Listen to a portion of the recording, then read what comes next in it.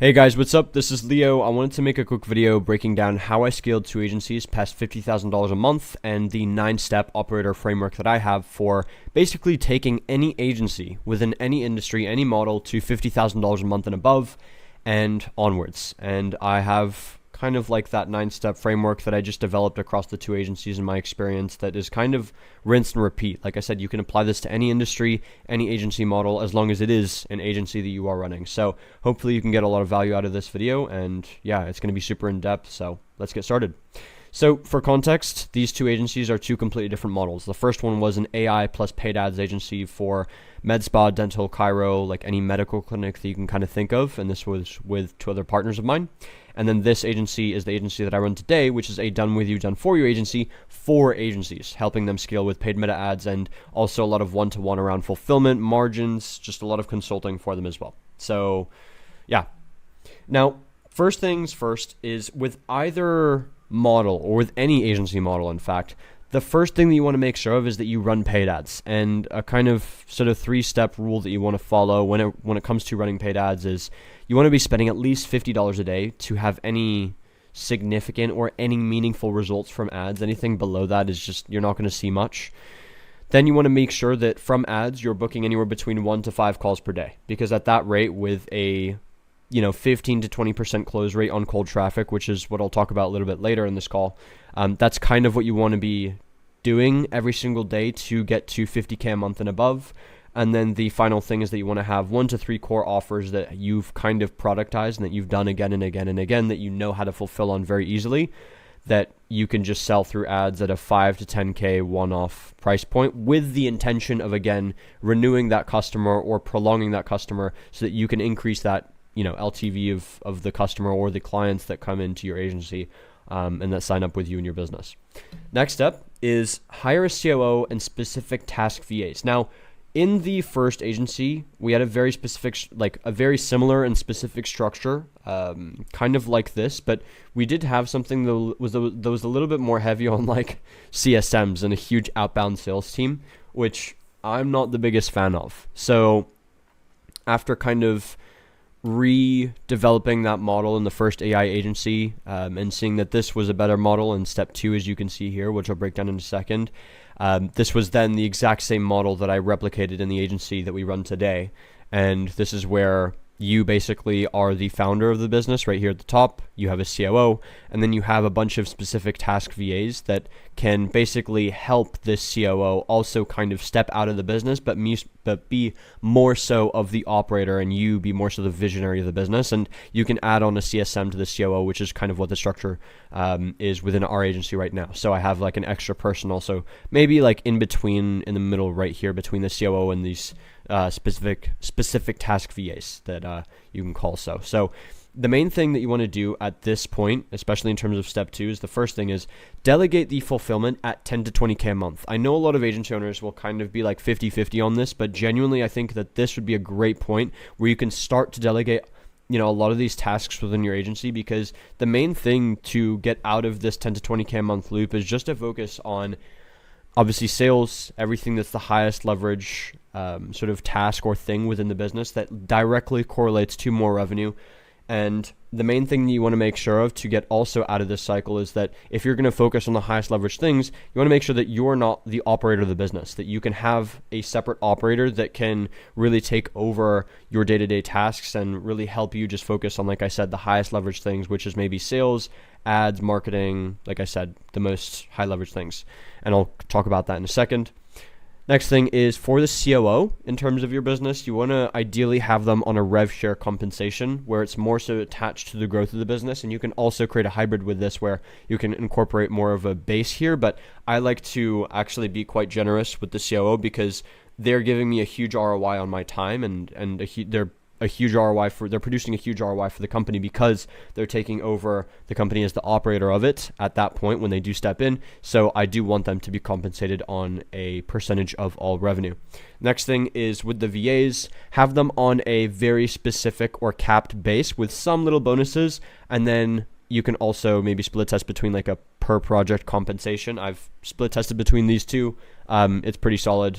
You can ensure pretty high profit margins with this type of model as well. So that's what I'd recommend. And then, like I said, as the first thing when I mention all of this is focus on the highest leverage tasks that grow the business. So what you'll notice is that especially once you hire in that COO, and if you're able to replicate this kind of structure with, specific tax VAs and a potential CSM, it'll allow you to step out as the operator of the business and be more so, like I said, the visionary, the founder of the business that actually grows it. And so as a part of that, you focus on sales, ads, LTV, marketing, the product, everything around that. And this is the biggest thing that you can do for yourself to get out of this 10 to 30K a month loophole and cycle that a lot of agencies are just stuck in, because they don't do the delegation of fulfillment early on enough, and they choose to do everything themselves. But then that also means that they can't then focus on sales and the growth of the business, and they're just the bottleneck themselves within the business, and they now don't have enough time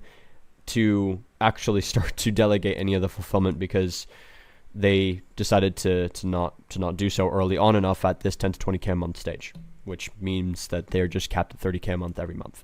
Next thing is systemize your fulfillment. Now, outside of hiring a team, what I want you to do, especially with your offers to start out with, is if you're running a done-for-you agency at the moment, create a done-with-you offer that you can sell for maybe just a little bit less, that allows you to have a little bit more time within the business, as well as your team to have a little bit more time, as well as maybe hold your clients a little bit more accountable.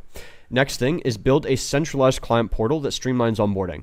I cannot tell you how much of an ROI that I got for my two agencies and the agencies that I continue to work with as clients. I cannot tell you how much of an ROI that this can produce, because it's not so much like it's directly correlated to more money, but it's directly correlated to more time for yourself and your team. Because, one of the biggest gaps that I saw in my industry, for example, like my done with you, done for you agency, 4 agencies, is whenever an agency owner would onboard with an agency, I've heard that agencies can normally get clients onboarded sort of within 14 to 45 days.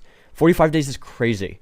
And if you want to really focus on a core thing within your fulfillment, which is time to value, then you need to centralize and streamline your onboarding to the point where a client can probably get onboarded and launched in terms of your service. Maybe it's cold email, ads, LinkedIn, whatever you do, within maybe 5 to 10 days. That's ideally the time frame that you want to start launching your clients in. And it's not only going to be in the best interest of your team, but it's going to be in the best interest of your client, because then they have a longer time frame to see results and to generate results within your sort of program.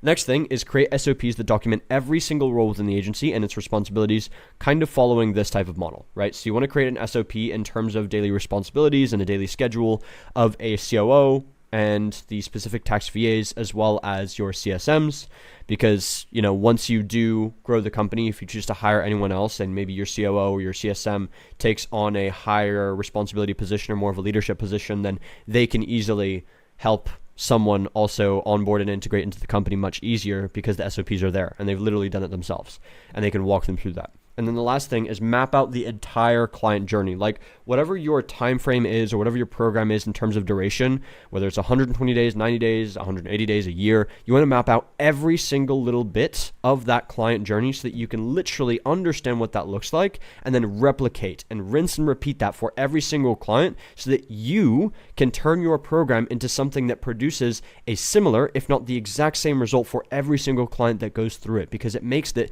so much better and it makes the entire process and the program much more valuable that way. Because a program that produces very similar results for every single client, I don't think I need to explain that. That's going to be insanely valuable, especially for an agency, or if you want to exit at some point in the future. It's completely up to you, right? So map out the client journey, and this will also be very useful for upsells, renewals, LTV, understanding why your clients are churning, and so on, right?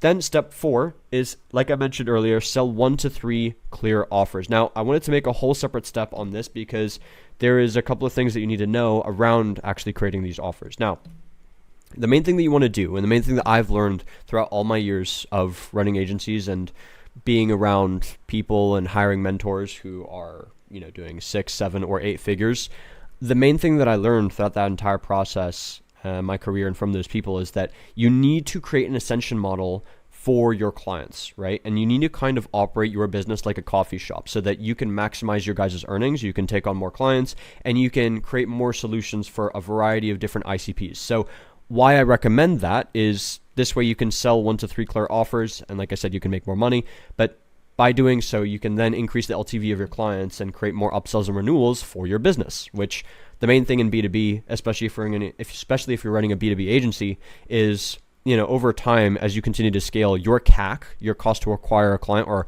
your cost per acquisition, is going to always increase as you start to scale. It's just a given, right?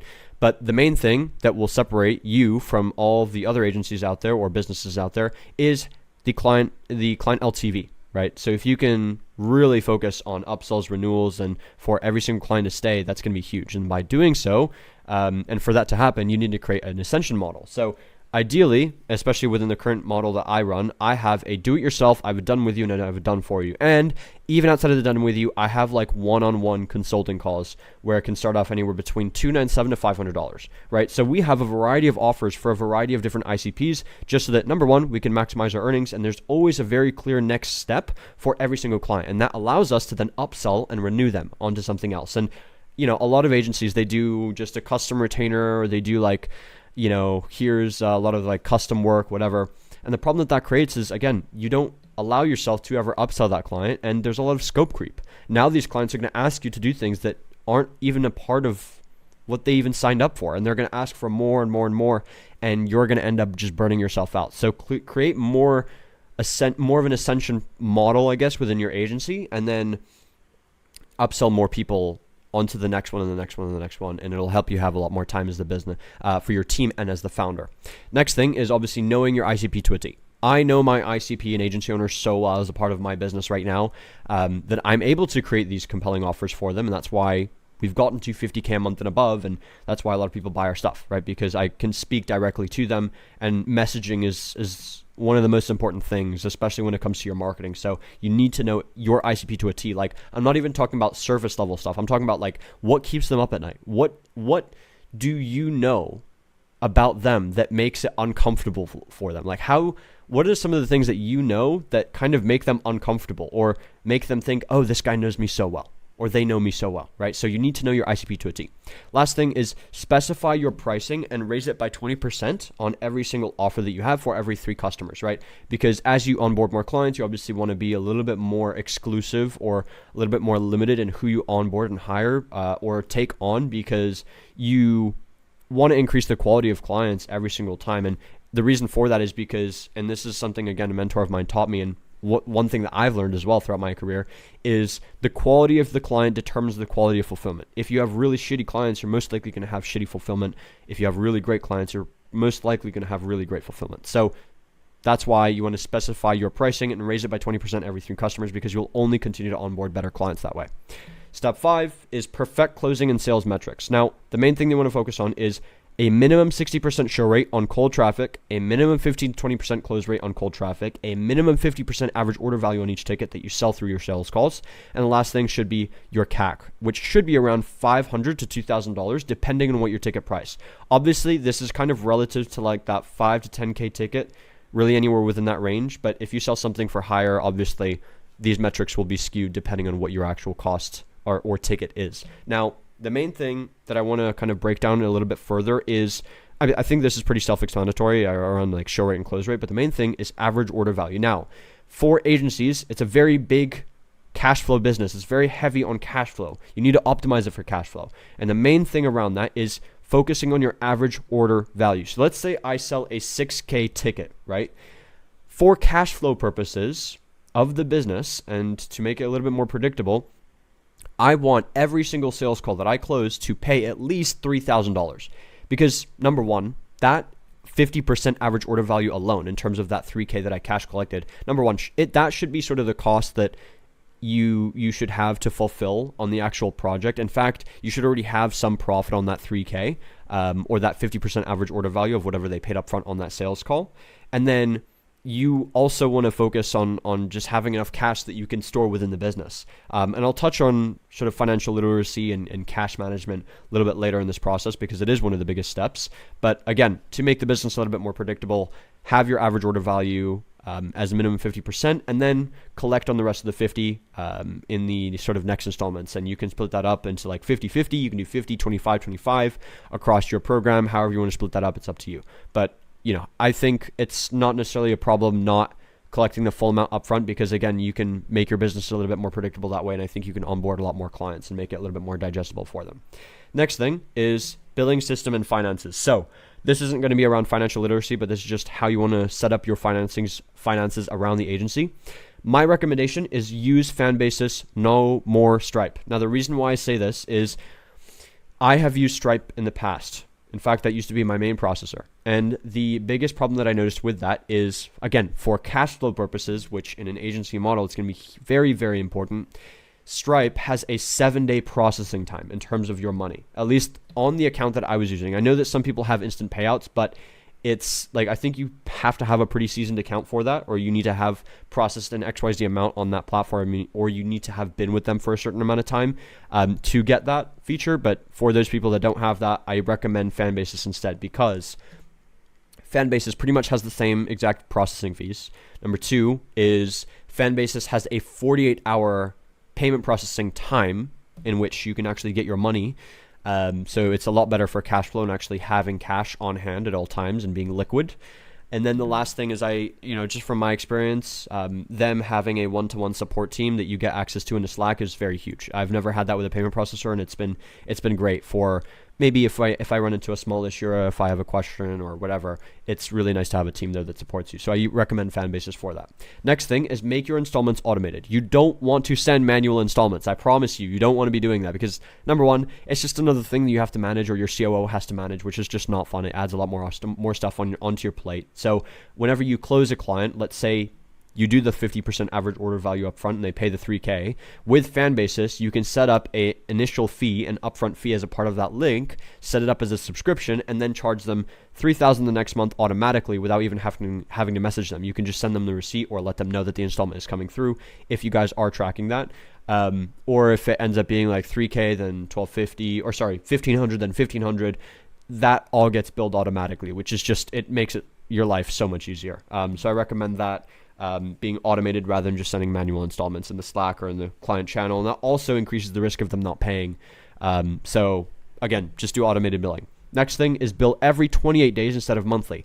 Your time to cash flow is going to be cut down, not significantly, but by a little bit. And it actually does make a difference, because every 28 days within the program, let's say your client will pay 3 times throughout the entire process of actually joining your program. So they pay 50% up front, then 25, then 25. They're going to instead pay every 28 days rather than every month, which just like your time to actually collecting on the next batch of cash is shorter. So again, you get to be a little bit more liquid on hand. And then the last thing is incorporate a financing stack. With Fanbasis, in my experience so far, the financing stack that they actually have in their own platform is amazing. It has a very high approval rate, and it's actually, not that we get a lot of financing clients, but it does make a difference if you finance a lot of your deals. And if you want to collect on a little bit more cash every single month, which may or may not make the difference for some agencies out there. So I highly recommend incorporating a really good financing stack, which is, again, just joining Fanbasis.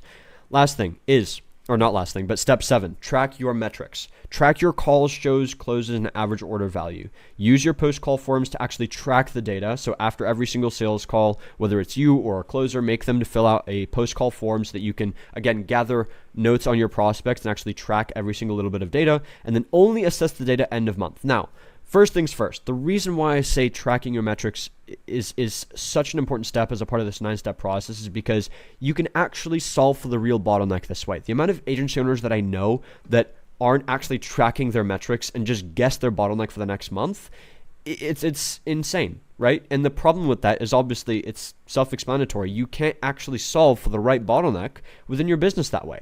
If you track stuff, you can actually know what's going on and solve for the next constraint. And the way that you scale an agency to 100, 200, 300K a month, whatever your goal is just by solving more constraints.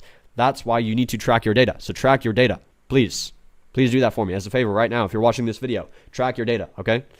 And then the last thing is only assess data end of month I mean, you can look at like show rate drops maybe in a specific week to maybe see if, okay, maybe this week we had a drop in show rate, and then you can solve for that constraint specifically. But overall, on a bigger picture side of things, only assess your data end of month to actually see what's happening within your business on a monthly basis, because that will allow you to optimize on a macro level rather than a micro level, if that makes sense, and make sort of more impactful changes in the long run.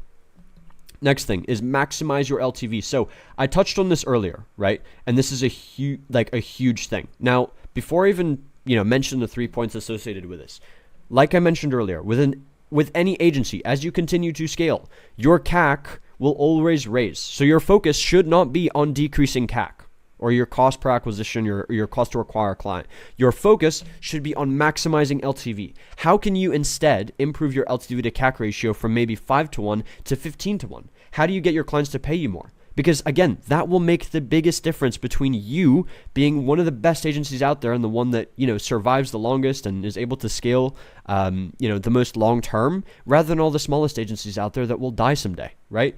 LTV is the biggest difference. So look at common client constraints and patterns in your fulfillment if you want to maximize this, right? Look at what the average client tends to say. What are their common complaints? What are their common FAQs? What are their questions? Where are you noticing that clients often need help the most, where you can potentially introduce an upsell or a renewal?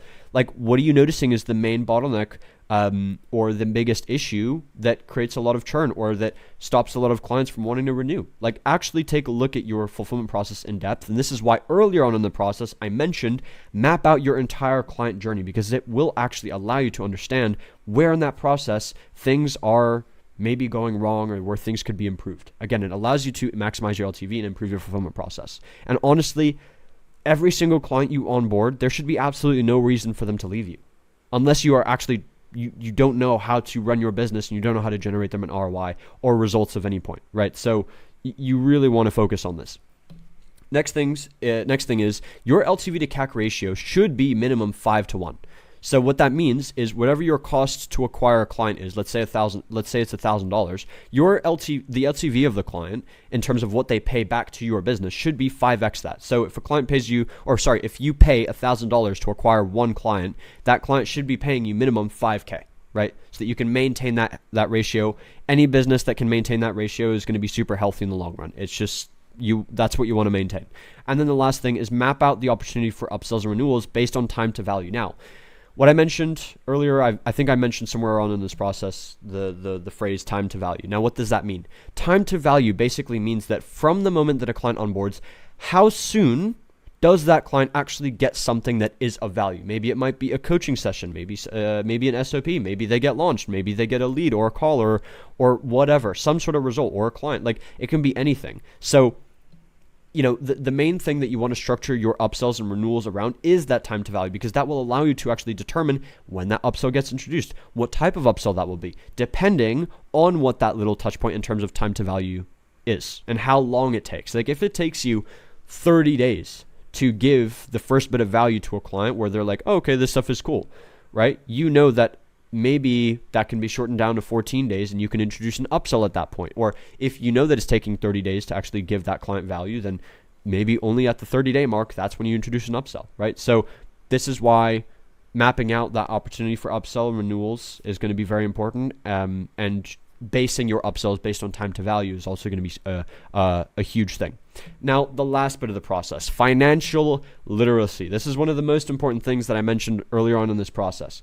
Now, first thing is first, do not, I will only say this once, do not treat company money like your money. You can absolutely not do that. Reason for this is because you need to treat your business like a separate entity or person in itself. And all of the money that your business is generating, even if you're the founder, it belongs to the business. It's not yours. You're just the operator and the founder of that business. You created this thing, and now it's a thing. So it belongs to the thing. It doesn't belong to you, even though you know the thing in and out and you built that, right? Now, this doesn't mean that you shouldn't pay yourself comfortably, you shouldn't have a good profit margin, but you need to just understand. And I see so many agency owners struggle with this. So I'm going to, again, reiterate this. Treat your company money, everything that lands into the fan basis, not like the money that lands in your personal bank account. Okay? Please. Because this will save you thousands, if not hundreds of thousands of dollars throughout the course of your career in terms of running an agency or whatever business you go into. Okay? So treat company money like it's money, not your money. Okay? Next thing is, as the founder, you need to save at least 4 figures for yourself personally each month on top of what you pay yourself and invest. Now, this doesn't mean like you need to have, this is outside of a business savings. I'm talking about your personal savings. I have seen, especially with an agency, and founder pay and everything around that, I have seen usually that like the founders that will make it in the long run are the ones that manage to save the best. And you need to usually have like a fixed number or a fixed sort of figure that you are saving as a minimum every single month with whatever amount that you make. Okay, so for me, or for some of my clients, we use a sort of like a hard figure or a hard framework where they need to be saving at least 4 or 5 figures, depending on how much you're making, every single month on top of what you pay yourself and invest. Now, what do you pay yourself and invest? I'll give you sort of my finances as an example. Every single month, in terms of my apartment and my cost of living and my subscriptions, my food, my lifestyle costs around 4 to 5K a month. 5K a month is a little bit on the high end. It's maybe if I went on like a holiday. Maybe it could go up to like 6K if I went on a holiday or if I, did something, right? But usually it's like 4K because my apartment is 2.2K a month.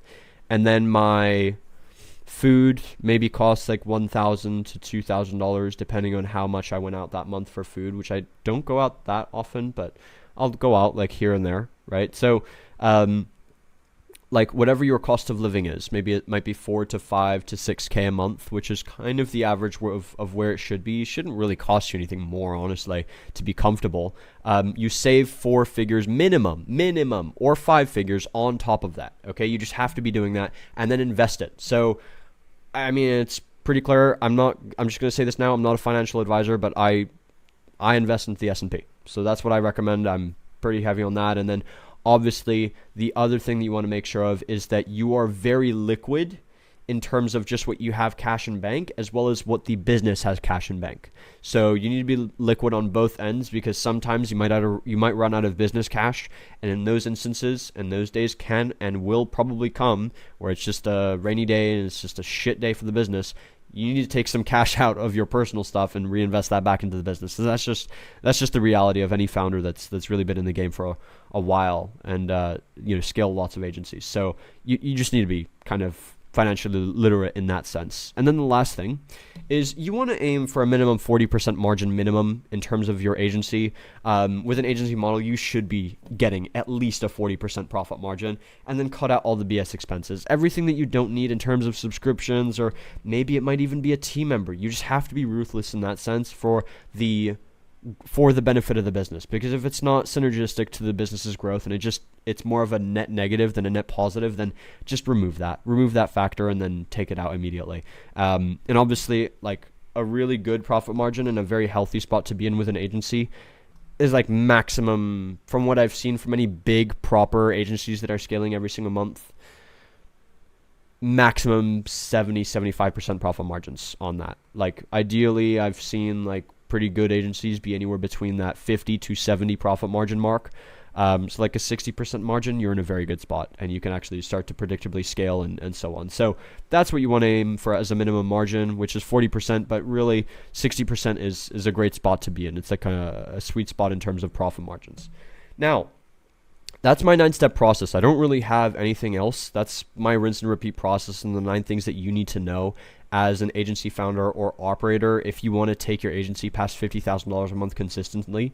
Now, at any point of this process, I obviously know that a lot of you agency owners watching this video might be anywhere between like 5 to 30K a month, right? And you might have issues with maybe one or any of these 9 steps, right? So if you are stuck at that 10 or maybe 5 to 30K a month mark, or 10 to 20K a month, wherever, sort of within that range, and you want me to help you repeat this process and get to 50K a month, right? book a call with me by using the link in the description of this video, or wherever this link is, right? Because I imagine this video will be repurposed, and book in a call with me, because we can actually help you scale your agency. My team and I have done this time and time again, and if you want to check out our case studies, it's going to be linked to the actual funnel that will be linked to this video. Otherwise, yeah, I really appreciate the time. I hope you got a lot of value out of this video and got a lot more clarity as to what you need to be doing to actually scale your agency to $50,000 a month and above. And yeah, appreciate the time and hope you got a lot of value. Thanks.